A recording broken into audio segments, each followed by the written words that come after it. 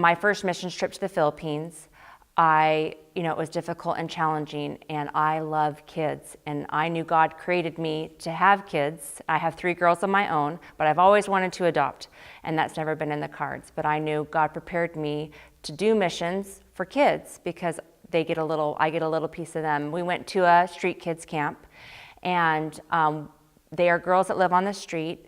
We were worried that they're very hardened because they're often on drugs. They sniff glue to ease the hunger pains because they don't eat.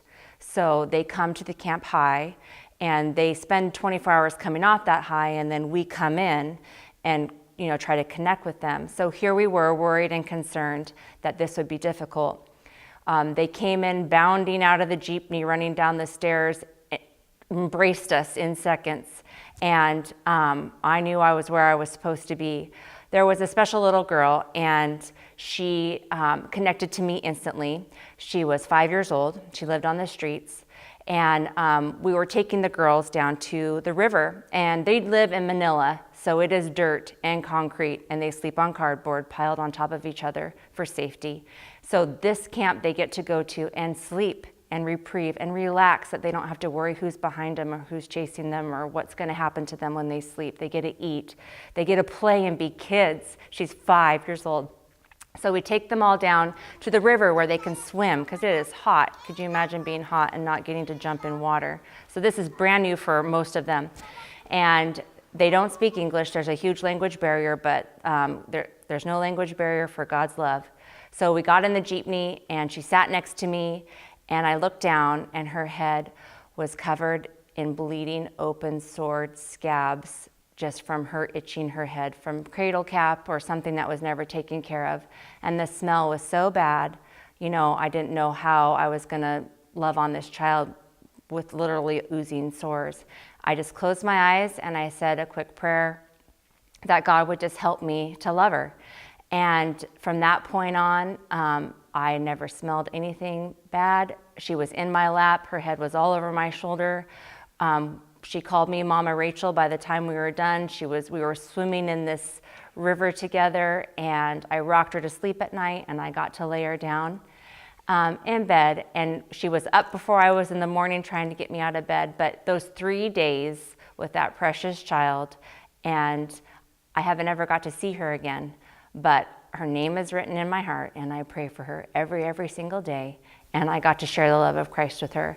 And so whatever difficult situation or challenge that you do face, God just blesses you and carries you through, and I've got to see him do that in the lives of my team members, and it is just really amazing.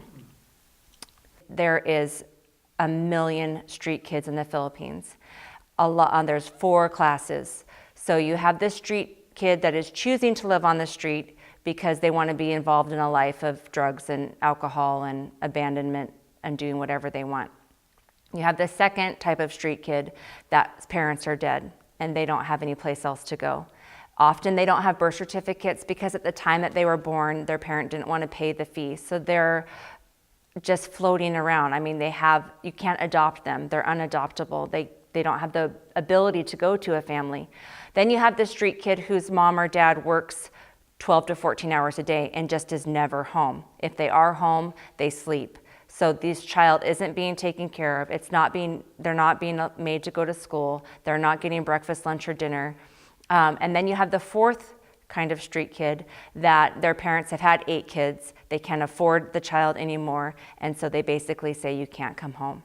The need for a person to go over there and to open a home that could house these street children and really raise them up, it is a huge challenge, but it is something that I'm hoping one day I will be able to go over and do, because I don't need to own these kids, but I certainly would love to give them the opportunity to feel love and to grow and to get educated and to be fed and to hear who their Savior is. And that's the huge need that I see in the Philippines from short-term mission work, is just the street children and their need for someone to come and be their voice.